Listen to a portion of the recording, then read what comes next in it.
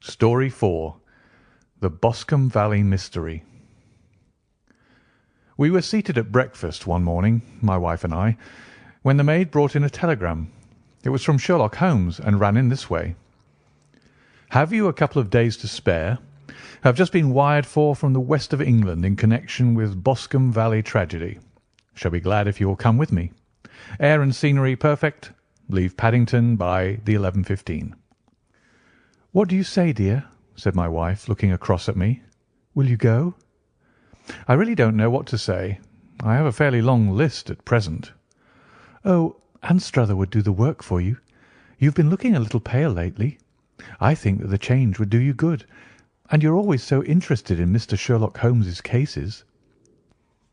"I should be ungrateful if I were not, seeing what I gained through one of them," I answered. "But if I'm to go, I must pack at once, for I have only half an hour." My experience of camp life in Afghanistan had at least had the effect of making me a prompt and ready traveller. My wants were few and simple, so that in less than the time stated I was in a cab with my valise, rattling away to Paddington Station. Sherlock Holmes was pacing up and down the platform, his tall, gaunt figure made even gaunter and taller by his long, grey travelling cloak and close-fitting cloth cap.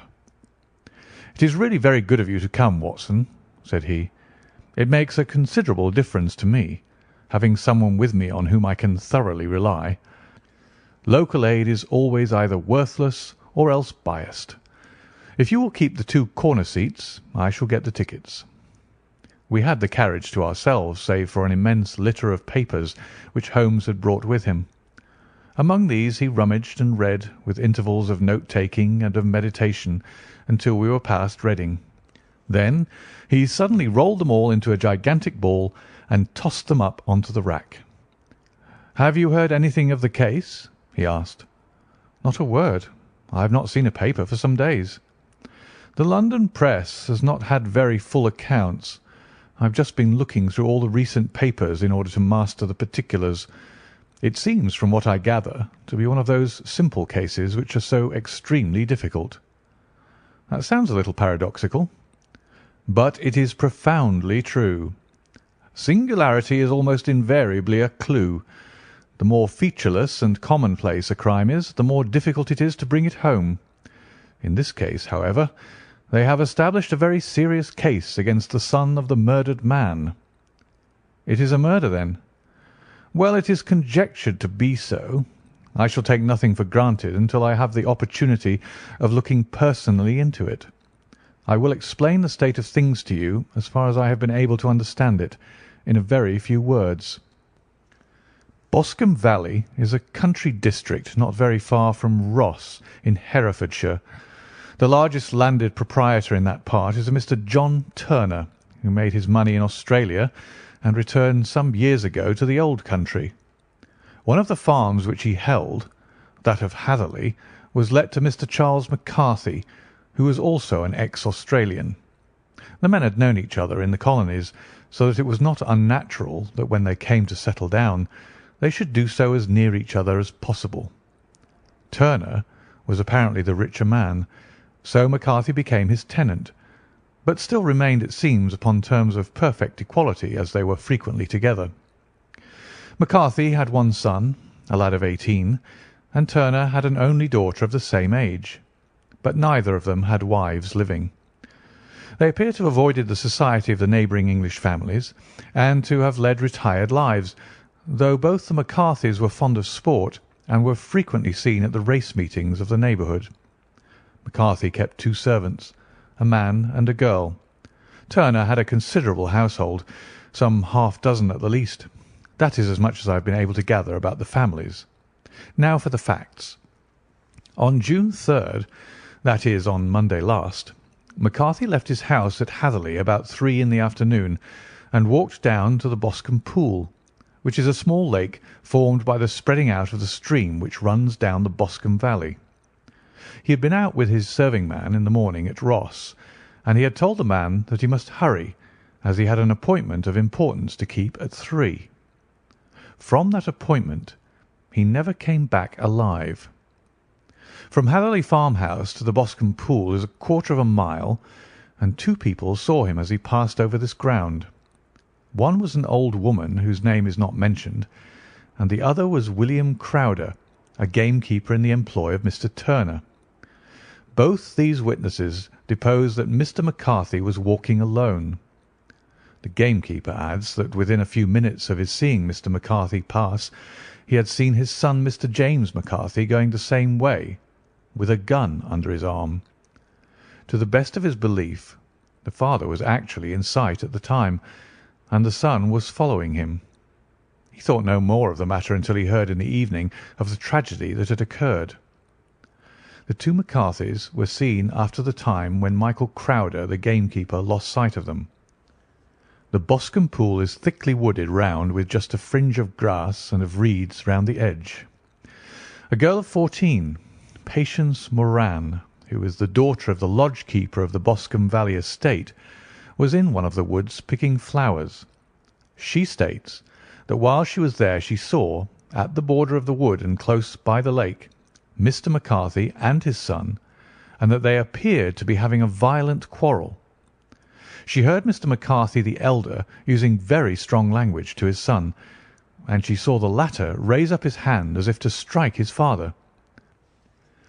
She was so frightened by their violence that she ran away and told her mother when she reached home that she had left the two McCarthys quarrelling near Boscombe Pool, and that she was afraid that they were going to fight. She had hardly said the words when young Mr. McCarthy came running up to the lodge to say that he had found his father dead in the wood, and to ask for the help of the lodge-keeper. He was much excited, without either his gun or his hat, and his right hand and sleeve were observed to be stained with fresh blood. On following him they found the dead body stretched out upon the grass beside the pool.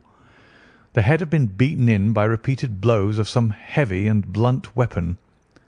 The injuries were such as might very well have been inflicted by the butt end of his son's gun, which was found lying on the grass within a few paces of the body. Under these circumstances the young man was instantly arrested, and a verdict of wilful murder having been returned at the inquest on Tuesday, he was on Wednesday brought before the magistrates at Ross, who have referred the case to the next assizes. Those are the main facts of the case as they came out before the coroner and the police court. "I could hardly imagine a more damning case," I remarked. "If ever circumstantial evidence pointed to a criminal, it does so here." "Circumstantial evidence is a very tricky thing," answered Holmes thoughtfully.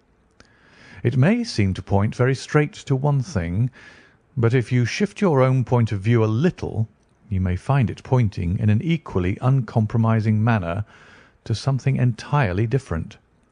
It must be confessed, however, that the case looks exceedingly grave against the young man, and it is very possible that he is indeed the culprit.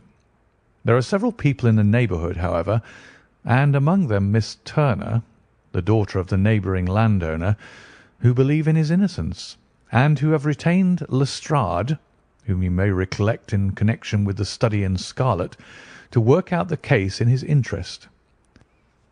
Lestrade, being rather puzzled, has referred the case to me, and hence it is that two middle-aged gentlemen are flying westward at 50 miles an hour instead of quietly digesting their breakfasts at home." "I'm afraid," said I, "that the facts are so obvious that you'll find little credit to be gained out of this case." "There is nothing more deceptive than an obvious fact," he answered, laughing.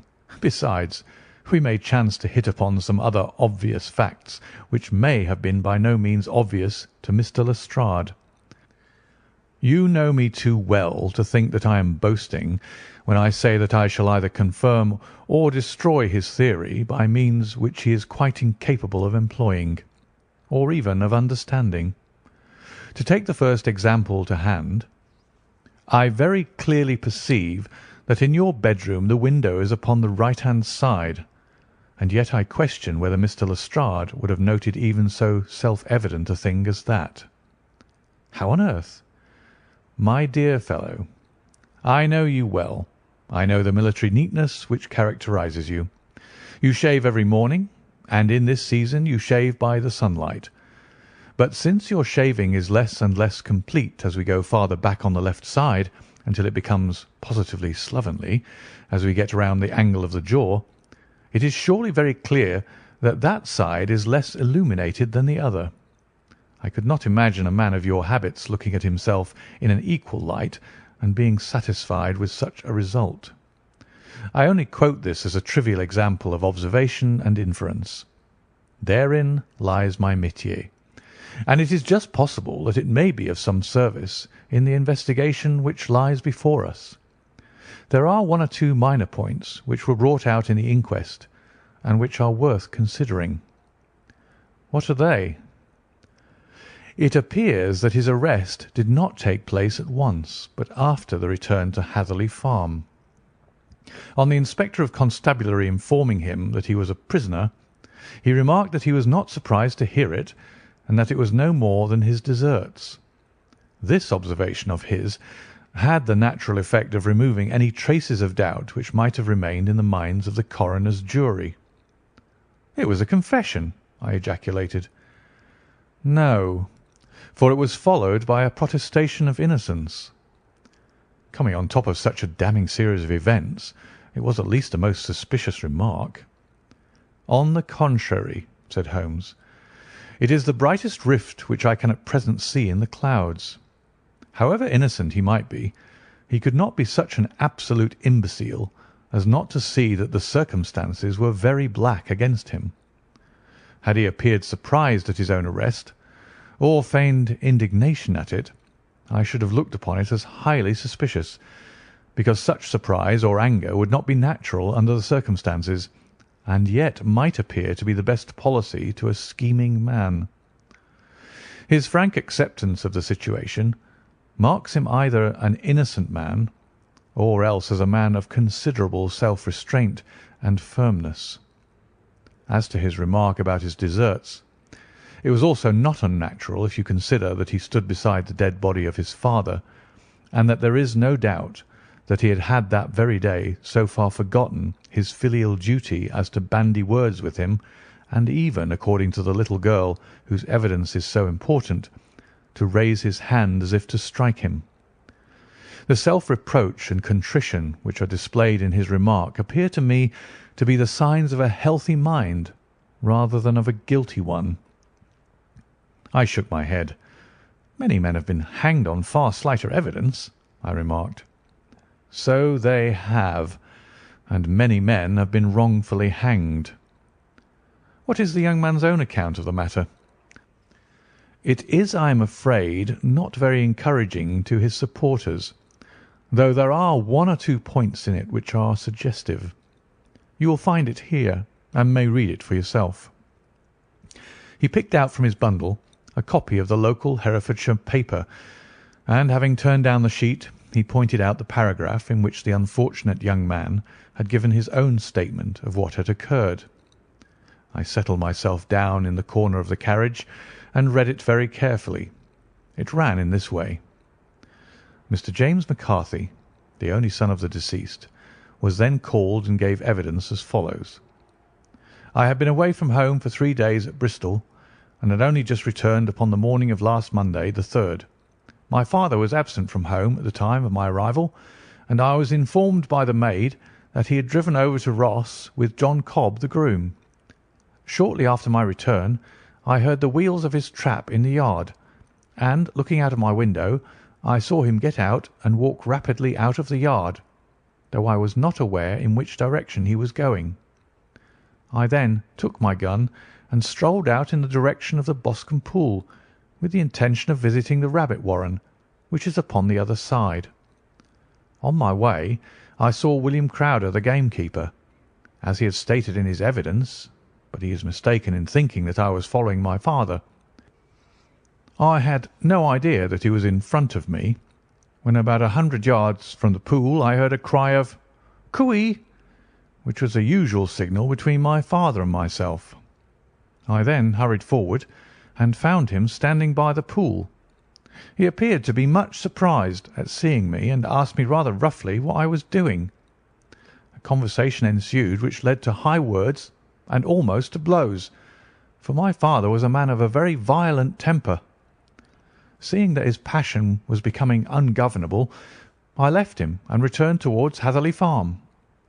I had not gone more than 150 yards, however, when I heard a hideous outcry behind me, which caused me to run back again. I found my father expiring upon the ground with his head terribly injured. I dropped my gun and held him in my arms, but he almost instantly expired. I knelt beside him for some minutes, and then made my way to Mr. Turner's lodge-keeper, his house being the nearest, to ask for assistance. I saw no one near my father when I returned, and I have no idea how he came by his injuries. He was not a popular man, being somewhat cold and forbidding in his manners, but he had, as far as I know, no active enemies. I know nothing further of the matter. The Coroner: Did your father make any statement to you before he died? Witness: He mumbled a few words, but I could only catch some allusion to a rat. The Coroner: What did you understand by that? Witness: It conveyed no meaning to me. I thought that he was delirious. The Coroner: What was the point upon which you and your father had this final quarrel? Witness: I should prefer not to answer.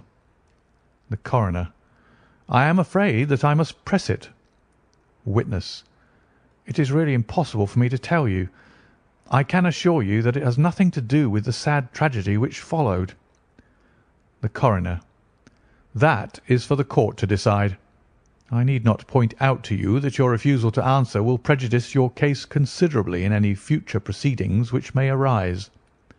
Witness: I must still refuse. The Coroner: I understand that the cry of "Cooee" was a common signal between you and your father. Witness: It was. The Coroner: How was it, then, that he uttered it before he saw you, and before he even knew that you had returned from Bristol? Witness, with considerable confusion: I don't know. A Juryman: Did you see nothing which aroused your suspicions when you returned on hearing the cry and found your father fatally injured? Witness: Nothing definite. The Coroner: What do you mean? Witness: I was so disturbed and excited as I rushed out into the open that I could think of nothing except of my father. Yet I have a vague impression that as I ran forward something lay upon the ground to the left of me. It seemed to me to be something grey in colour, a coat of some sort, or plaid perhaps. When I rose from my father, I looked round for it, but it was gone. Do you mean that it disappeared before you went for help? Yes, it was gone. You cannot say what it was? No, I had a feeling something was there. How far from the body? A dozen yards or so. And how far from the edge of the wood? About the same. Then if it was removed, it was while you were within a dozen yards of it? Yes, but with my back towards it. This concluded the examination of the witness. I see, said I, as I glanced down the column. The coroner in his concluding remarks was rather severe upon young McCarthy. He calls attention, and with reason, to the discrepancy about his father having signalled to him before seeing him, also to his refusal to give details of his conversation with his father, and his singular account of his father's dying words. They are all, as he remarks, very much against the son. Holmes laughed softly to himself and stretched himself out upon the cushioned seat. "Both you and the coroner have been at some pains," said he, "to single out the very strongest points in the young man's favour. Don't you see that you alternately give him credit for having too much imagination and too little? Too little if he could not invent a cause of quarrel which would give him the sympathy of the jury; too much if he evolved from his own inner consciousness anything so outré as a dying reference to a rat and the incident of the vanishing cloth. No, sir, I shall approach this case from the point of view that what this young man says is true, and we shall see whither that hypothesis will lead us. And now, here is my pocket Petrarch, and not another word shall I say of this case until we are on the scene of action. We lunch at Swindon, and I see that we shall be there in 20 minutes. It was nearly 4 o'clock when we at last, having passed through the beautiful Stroud Valley and over the broad gleaming Severn, found ourselves at the pretty little country town of Ross. A lean, ferret-like man, furtive and sly-looking, was waiting for us upon the platform. In spite of the light brown dust-coat and leather leggings which he wore in deference to his rustic surroundings, I had no difficulty in recognising Lestrade of Scotland Yard. With him we drove to the Hereford Arms, where a room had already been engaged for us. "I have ordered a carriage," said Lestrade as we sat over a cup of tea. "I knew your energetic nature, and that you would not be happy until you had been on the scene of the crime." "It was very nice and complimentary of you," Holmes answered. "It is entirely a question of barometric pressure." Lestrade looked startled. "I do not quite follow," he said. "How is the glass?" 29, I see. No wind, and not a cloud in the sky. I have a caseful of cigarettes here which need smoking, and the sofa is very much superior to the usual country hotel abomination. I do not think that it is probable that I shall use the carriage to-night." Lestrade laughed indulgently. "You have no doubt already formed your conclusions from the newspapers," he said. "The case is as plain as a pikestaff, and the more one goes into it, the plainer it becomes. Still, of course, one can't refuse a lady, and such a very positive one. She has heard of you, and what of your opinion, though I repeatedly told her that there was nothing which you could do which I had not already done. Why, bless my soul, here is her carriage at the door." He had hardly spoken before there rushed into the room one of the most lovely young women that I have ever seen in my life. Her violet eyes shining, her lips parted, a pink flush upon her cheeks, all thought of her natural reserve lost in her overpowering excitement and concern. "Oh, Mr. Sherlock Holmes!" she cried, glancing from one to the other of us, and finally, with a woman's quick intuition, fastening upon my companion. "I am so glad that you have come. I have driven down to tell you so. I know that James didn't do it. I know it. And I want you to start upon your work knowing it too. Never let yourself doubt upon that point. We have known each other since we were little children, and I know his faults as no one else does, but he is too tender-hearted to hurt a fly. Such a charge is absurd to anyone who really knows him." "I hope we may clear him, Miss Turner," said Sherlock Holmes. "You may rely upon my doing all that I can." "But you have read the evidence. You have formed some conclusions. Do you not see some loophole, some flaw? Do you not yourself think that he is innocent?" "I think that is very probable." "There now!" she cried, throwing back her head and looking defiantly at Lestrade. "You hear? He gives me hopes." Lestrade shrugged his shoulders. "I am afraid that my colleague has been a little quick in forming his conclusions," he said. "But he is right. Oh, I know that he is right. James never did it. And about his quarrel with his father, I am sure that the reason why he would not speak about it to the coroner was because I was concerned in it." "In what way?" asked Holmes. "It is no time for me to hide anything. James and his father had many disagreements about me. Mr. McCarthy was very anxious that there should be a marriage between us. James and I have always loved each other as brother and sister, but of course he is young and has seen very little of life yet, and, well, he naturally did not wish to do anything like that yet. So there were quarrels, and this, I am sure, was one of them." "And your father?" asked Holmes. "Was he in favour of such a union?" "No, he was averse to it also. No one but Mr. McCarthy was in favour of it." A quick blush passed over her fresh young face, as Holmes shot one of his keen, questioning glances at her. "Thank you for this information," said he. "May I see your father if I call tomorrow?" "I'm afraid the doctor won't allow it." "The doctor?" "Yes. Have you not heard? Poor father has never been strong for years back, but this has broken him down completely. He has taken to his bed, and Dr. Willows says that he is a wreck and that his nervous system is shattered. Mr. McCarthy was the only man alive who had known Dad in the old days in Victoria." "Ha! In Victoria. That is important." "Yes, at the mines." "Quite so. At the gold mines, where, as I understand, Mr. Turner made his money." "Yes, certainly." "Thank you, Miss Turner. You have been of material assistance to me." "You will tell me if you have any news tomorrow. No doubt you will go to the prison to see James. Oh, if you do, Mr. Holmes, do tell him that I know him to be innocent." "I will, Miss Turner." "I must go home now, for Dad is very ill, and he misses me so if I leave him. Good-bye, and God help you in your undertaking." She hurried from the room as impulsively as she had entered, and we heard the wheels of her carriage rattle off down the street. "I'm ashamed of you, Holmes," said Lestrade with dignity after a few minutes' silence. "Why should you raise up hopes which you are bound to disappoint? I am not over tender of heart, but I call it cruel."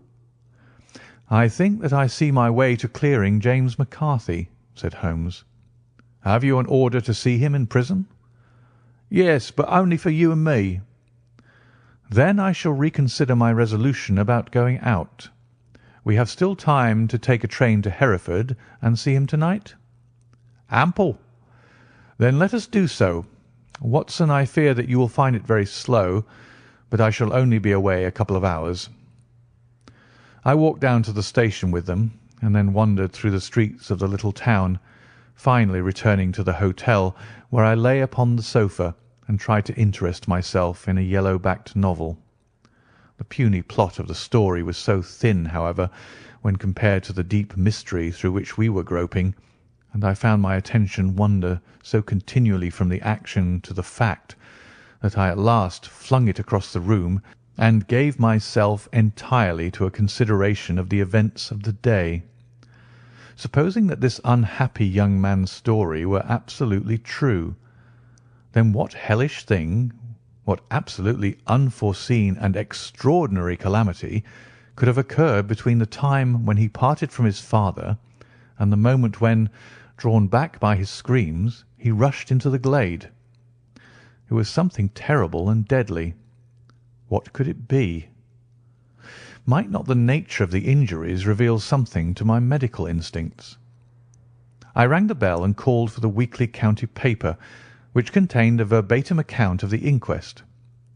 In the surgeon's deposition it was stated that the posterior third of the left parietal bone and the left half of the occipital bone had been shattered by a heavy blow from a blunt weapon. I marked the spot upon my own head. Clearly such a blow must have been struck from behind. That was to some extent in favour of the accused, as when seen quarrelling he was face to face with his father. Still, it did not go for very much, for the older man might have turned his back before the blow fell.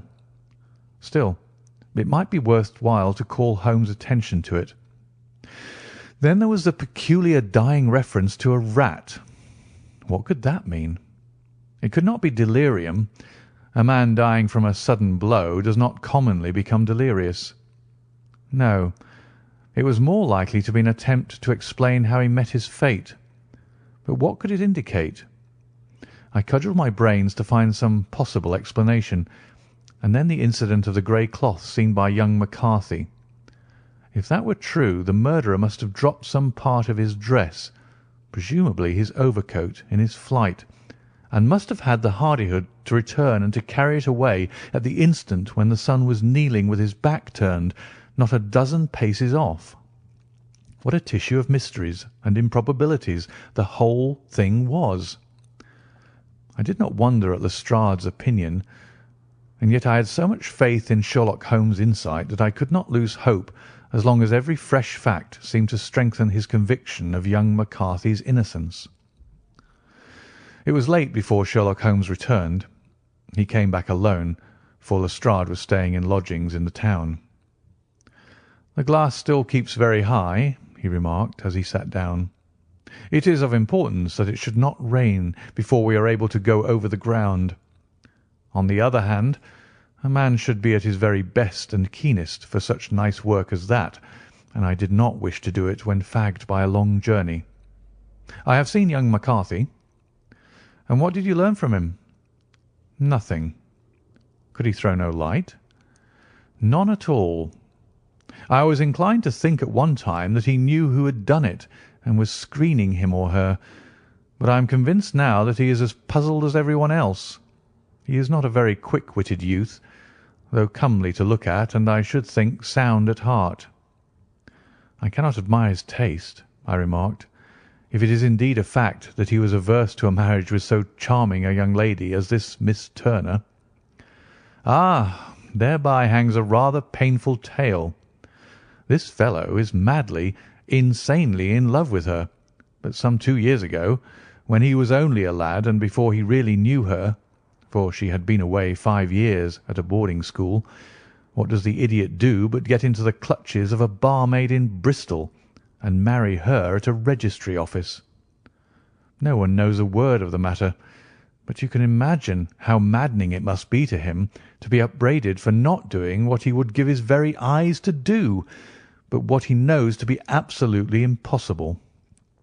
It was sheer frenzy of this sort which made him throw his hands up into the air when his father, at their last interview, was goading him on to propose to Miss Turner. On the other hand, he had no means of supporting himself, and his father, who was by all accounts a very hard man, would have thrown him over utterly had he known the truth. It was with his barmaid wife that he had spent the last 3 days in Bristol, and his father did not know where he was. Mark that point. It is of importance. Good has come out of evil, however, for the barmaid, finding from the papers that he is in serious trouble and likely to be hanged, has thrown him over utterly, and has written to him to say that she has a husband already in the Bermuda dockyard, so that there is really no tie between them. I think that that bit of news has consoled young McCarthy for all that he has suffered. But if he's innocent, who has done it? Ah, who? I would call your attention very particularly to 2 points. One is that the murdered man had an appointment with someone at the pool, and that the someone could not have been his son, for his son was away, and he did not know when he would return. The second is that the murdered man was heard to cry "Cooee" before he knew that his son had returned. Those are the crucial points upon which the case depends. And now let us talk about George Meredith, if you please, and we shall leave all minor matters until tomorrow. There was no rain, as Holmes had foretold, and the morning broke bright and cloudless. At 9 o'clock Lestrade called for us with the carriage, and we set off for Hatherley Farm and the Boscombe Pool. "There's a serious news this morning," Lestrade observed. "It is said that Mr. Turner of the Hall is so ill that his life is despaired of." "An elderly man, I presume," said Holmes. "About 60, but his constitution has been shattered by his life abroad, and he has been in failing health for some time. This business has had a very bad effect upon him. He was an old friend of McCarthy's, and, I may add, a great benefactor to him, for I have learned that he gave him Hatherley Farm rent-free." "Indeed, that is interesting," said Holmes. "Oh, yes. In 100 other ways he has helped him. Everybody about here speaks of his kindness to him." "Really? Does it not strike you as a little singular that this McCarthy, who appears to have had little of his own, and to have been under such obligations to Turner, should still talk of marrying his son to Turner's daughter, who is presumably heiress to the estate, and that in such a very cocksure manner as if it were merely a case of a proposal and all else would follow. It is the more strange, since we know that Turner himself was averse to the idea. The daughter told us as much. Do you not deduce something from that?" "We have got to the deductions and the inferences," said Lestrade, winking at me.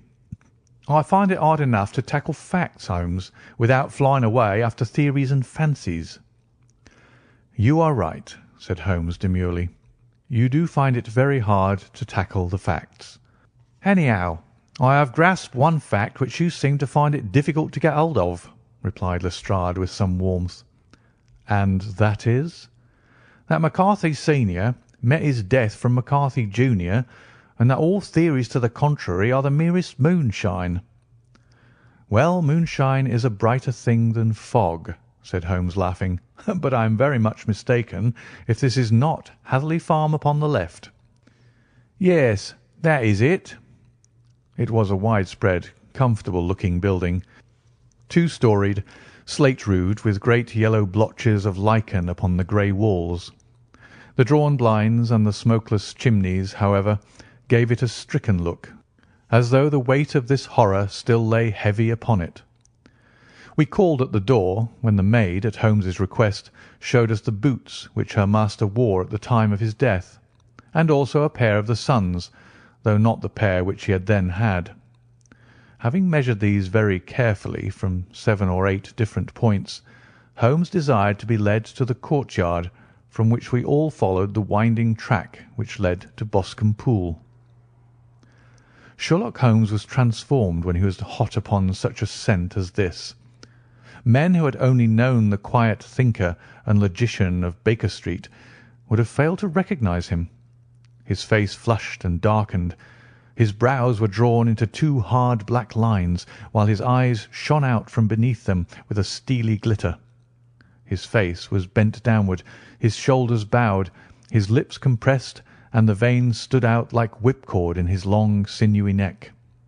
His nostrils seemed to dilate with a purely animal lust for the chase, and his mind was so absolutely concentrated upon the matter before him that a question or remark fell unheeded upon his ears, or, at the most, only provoked a quick, impatient snarl in reply. Swiftly and silently he made his way along the track which ran through the meadows, and so by way of the woods to the Boscombe Pool. It was damp, marshy ground, as is all that district, and there were marks of many feet, both upon the path and amid the short grass which bounded it on either side. Sometimes Holmes would hurry on, sometimes stop dead, and once he made quite a little detour into the meadow. Lestrade and I walked behind him, the detective indifferent and contemptuous, while I watched my friend with the interest which sprang from the conviction that every one of his actions was directed towards a definite end. The Boscombe Pool, which is a little reed-girt sheet of water some 50 yards across, is situated at the boundary between the Hatherley Farm and the private park of the wealthy Mr. Turner.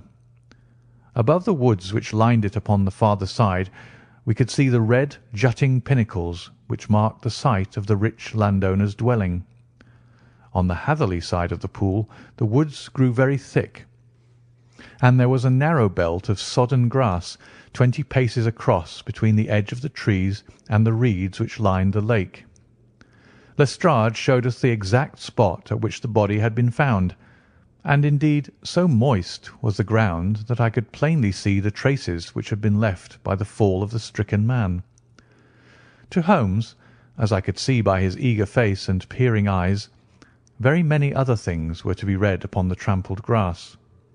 He ran round like a dog who is picking up a scent, and then turned upon my companion.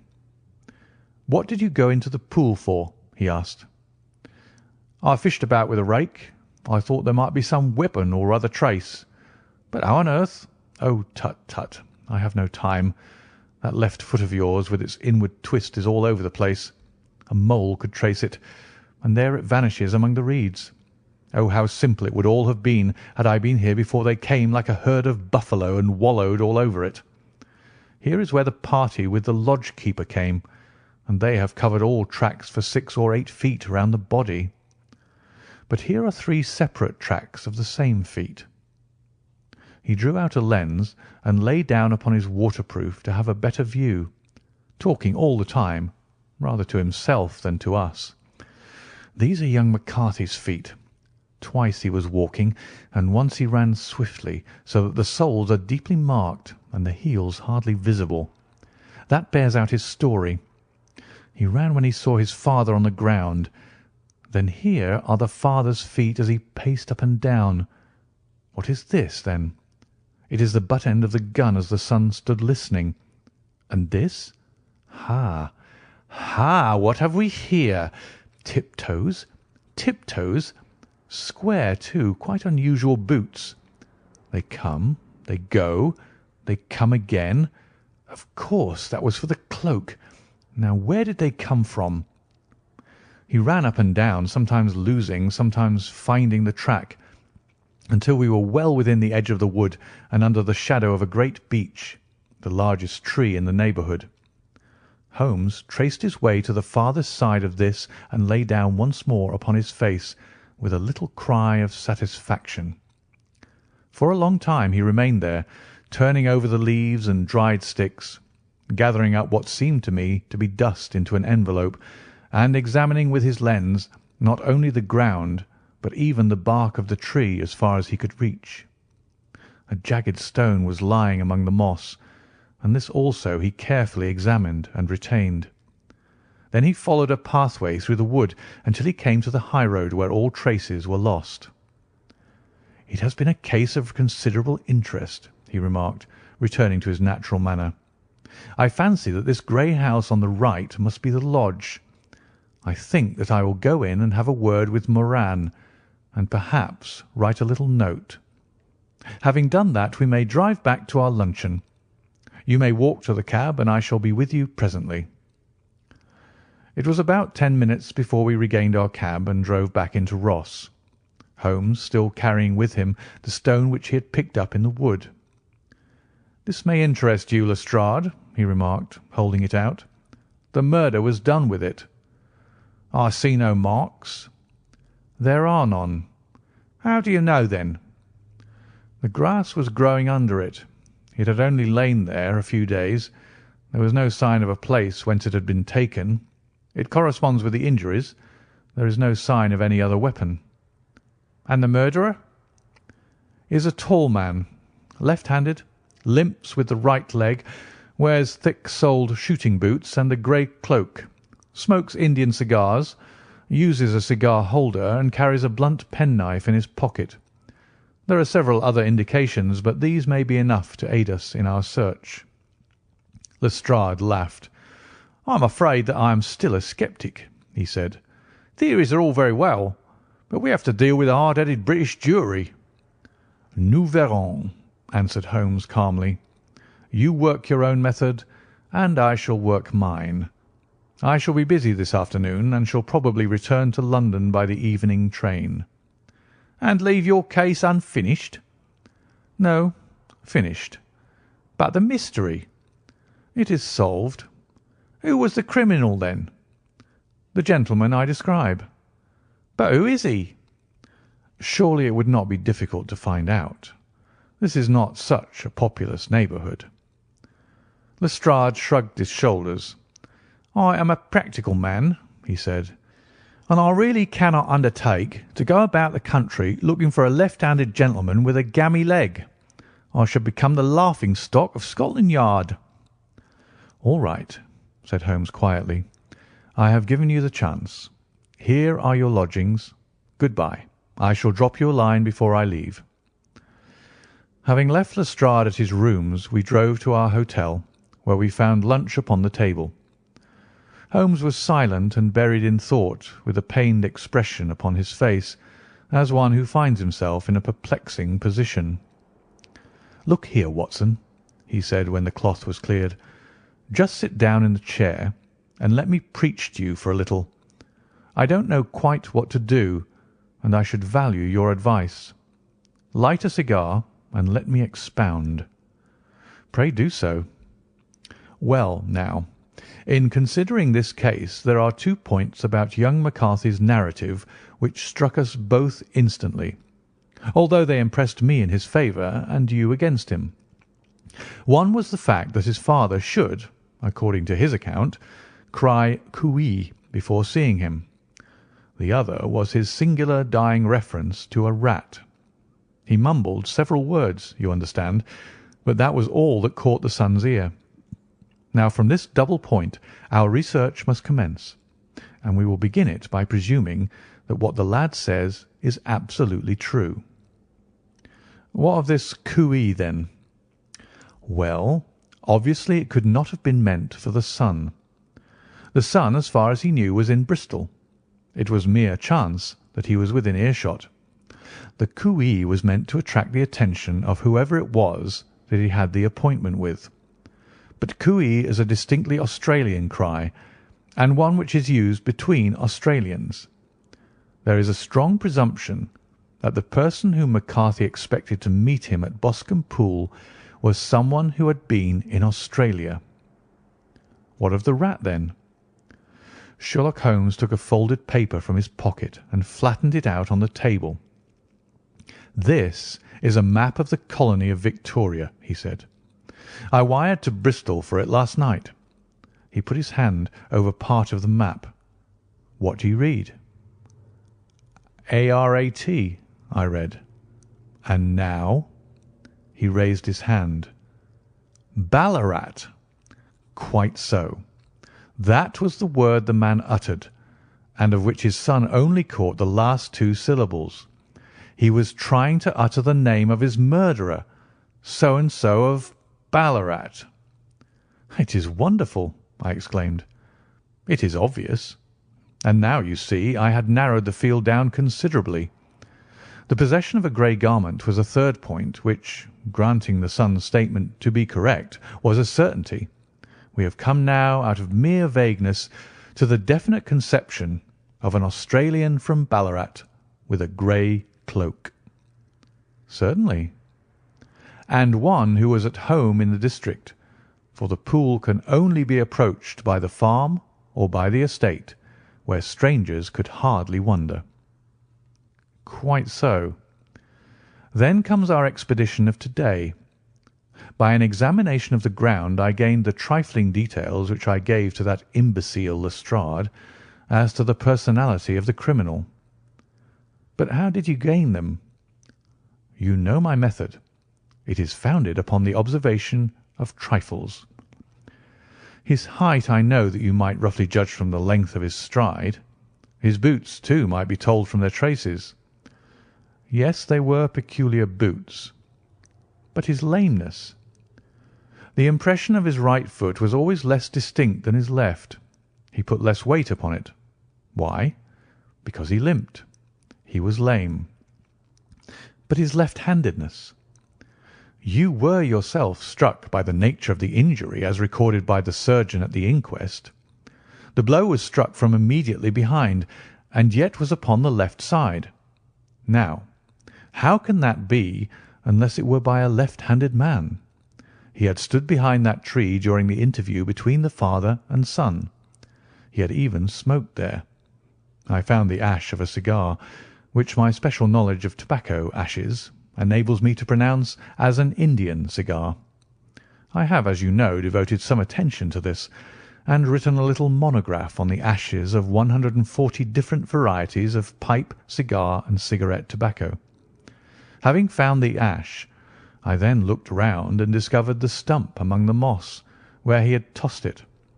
It was an Indian cigar of the variety which are rolled in Rotterdam." "And the cigar holder?" "I could see that the end had not been in his mouth. Therefore he used a holder. The tip had been cut off, not bitten off, but the cut was not a clean one, so I deduced a blunt penknife." "Holmes," I said, "you have drawn a net round this man from which he cannot escape, and you have saved an innocent human life as truly as if you had cut the cord which was hanging him. I see the direction in which all this points. The culprit is—" "Mr. John Turner," cried the hotel waiter, opening the door of our sitting-room and ushering in a visitor. The man who entered was a strange and impressive figure. His slow, limping step and bowed shoulders gave the appearance of decrepitude, and yet his hard, deep-lined, craggy features and his enormous limbs showed that he was possessed of unusual strength of body and of character. His tangled beard, grizzled hair, and outstanding, drooping eyebrows combined to give an air of dignity and power to his appearance, but his face was of an ashen white, while his lips and the corners of his nostrils were tinged with a shade of blue. It was clear to me at a glance that he was in the grip of some deadly and chronic disease. "Pray sit down on the sofa," said Holmes gently. "You had my note?" "Yes. The lodge-keeper brought it up. You said that you wished to see me here to avoid scandal." "I thought people would talk if I went to the hall." "And why did you wish to see me?" He looked across at my companion with despair in his weary eyes, as though his question was already answered. "Yes," said Holmes, answering the look rather than the words. "It is so.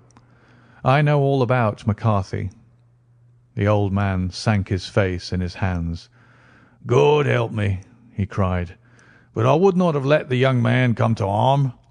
I give you my word that I would have spoken out if it went against him at the assizes." "I am glad to hear you say so," said Holmes gravely. "I would have spoken now had it not been for my dear girl. It would break her heart. It will break her heart when she hears that I am arrested." "It may not come to that," said Holmes. "What?" "I am no official agent. I understand that it was your daughter who required my presence here, and I am acting in her interests. Young McCarthy must be got off, however." "I am a dying man," said old Turner. "I have had diabetes for years. My doctor says it is a question whether I shall live a month. Yet I would rather die under my own roof than in a jail." Holmes rose and sat down at the table with his pen in his hand and a bundle of paper before him. "Just tell us the truth," he said. "I shall jot down the facts. You will sign it, and Watson here can witness it. Then I could produce your confession at the last extremity to save young McCarthy. I promise you that I shall not use it unless it is absolutely needed." "It is as well," said the old man. "It's a question whether I shall live to the assizes, so it matters little to me. But I should wish to spare Alice the shock, and now I will make the thing clear to you. It has been a long time in the acting, but will not take me long to tell. You didn't know this dead man, McCarthy. He was the devil incarnate. I tell you that. God keep you out of the clutches of such a man as he. His grip has been upon me these 20 years, and he has blasted my life. I'll tell you first how I came to be in his power. It was in the early 60s at the diggings. I was a young chap then, hot-blooded and reckless, ready to turn my hand at anything. I got among bad companions, took to drink, had no luck with my claim, took to the bush, and, in a word, became what you call over here a highway robber. There were 6 of us, and we had a wild, free life of it, sticking up a station from time to time or stooping the wagons on the road to the diggings. Black Jack of Ballarat was the name I went under, and our party is still remembered in the colony as the Ballarat Gang. One day a gold convoy came down from Ballarat to Melbourne, and we lay in wait for it and attacked it. There were 6 troopers and 6 of us, so it was a close thing, but we emptied 4 of their saddles at the first volley. 3 of our boys were killed, however, before we got the swag. I put my pistol to the head of the wagon driver, who was this very man McCarthy. I wished to the Lord that I had shot him then, but I spared him, though I saw his wicked little eyes fixed on my face, as though to remember every feature. We got away with the gold, became wealthy men, and made our way over to England without being suspected. There I parted from my old pals and determined to settle down to a quiet and respectable life, I bought this estate, which chanced to be in the market, and I set myself to do a little good with my money, to make up for the way in which I had earned it. I married too, and though my wife died young, she left me my dear little Alice. Even when she was just a baby, her wee hands seemed to lead me down the right path as nothing else has ever done. In a word, I turned over a new leaf and did my best to make up for the past. All was going well when McCarthy laid his grip upon me. I had gone up to town about an investment, and I met him in Regent Street with hardly a coat to his back or a boot to his foot. "Here we are, Jack," says he, touching me on the arm. "We'll be as good as a family to you. There's two of us, me and my son, and you can have the keeping of us. If you don't, it's a fine, law-abiding country is England, and there's always a policeman within hail." Well, down they came to the West Country. There was no shaking them off, and there they have lived rent-free on my best land ever since. There was no rest for me, no peace, no forgetfulness. Turn where I would, there was this cunning, grinning face at my elbow. It grew worse as Alice grew up, for he soon saw I was more afraid of her knowing my past than of the police. Whatever he wanted he must have, and whatever it was I gave him without question. Land, money, houses, until at last he asked a thing which I could not give. He asked for Alice.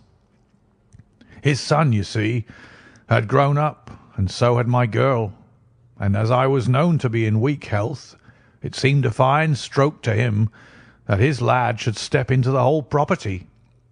But there I was firm. I would not have his cursed stock mixed with mine. Not that I had any dislike to the lad, but his blood was in him, and that was enough. I stood firm. McCarthy threatened. I braved him to do his worst. We were to meet at the pool midway between our houses to talk it over. When I went down there I found him talking with his son, so I smoked a cigar and waited behind a tree until he should be alone. But as I listened to his talk, all that was black and bitter in me seemed to come uppermost. He was urging his son to marry my daughter, with as little regard for what she might think as if she were a slut from off the streets. It drove me mad to think that I and all that I held most dear should be in the power of such a man as this. Could I not snap the bond? I was already a dying and a desperate man, though clear of mind and fairly strong of limb. I knew that my own fate was sealed, but my memory and my girl, both could be saved if I could but silence that foul tongue. I did it, Mr. Holmes. I would do it again. Deeply as I have sinned, I have led a life of martyrdom to atone for it. But that my girl should be entangled in the same meshes which held me was more than I could suffer. I struck him down with no more compunction than if he had been some foul and venomous beast. His cry brought back his son, but I had gained the cover of the wood, though I was forced to go back to fetch the cloak which I had dropped in my flight. That is the true story, gentlemen, of all that occurred." "Well, it is not for me to judge you," said Holmes, as the old man signed the statement which had been drawn out. "I pray that we may never be exposed to such temptation." "I pray not, sir. And what do you intend to do?" "In view of your health, nothing. You are yourself aware that you will soon have to answer for your deed at a higher court than the assizes. I will keep your confession, and if McCarthy is condemned, I shall be forced to use it. If not, it shall never be seen by mortal eye, and your secret, whether you be alive or dead, shall be safe with us." "Farewell, then," said the old man solemnly. Your own deathbeds, when they come, will be the easier for the thought of the peace which you have given to mine." Tottering and shaking in all his giant frame, he stumbled slowly from the room. "God help us," said Holmes after a long silence. "Why does fate play such tricks with poor helpless worms? I never hear of such a case as this that I do not think of Baxter's words and say, 'There but for the grace of God goes Sherlock Holmes.'" James McCarthy was acquitted at the assizes on the strength of a number of objections which had been drawn out by Holmes and submitted to the defending counsel. Old Turner lived for 7 months after our interview, but he is now dead, and there is every prospect that the son and daughter may come to live happily together in ignorance of the black cloud which rests upon their past. End of the Boscombe Valley Mystery.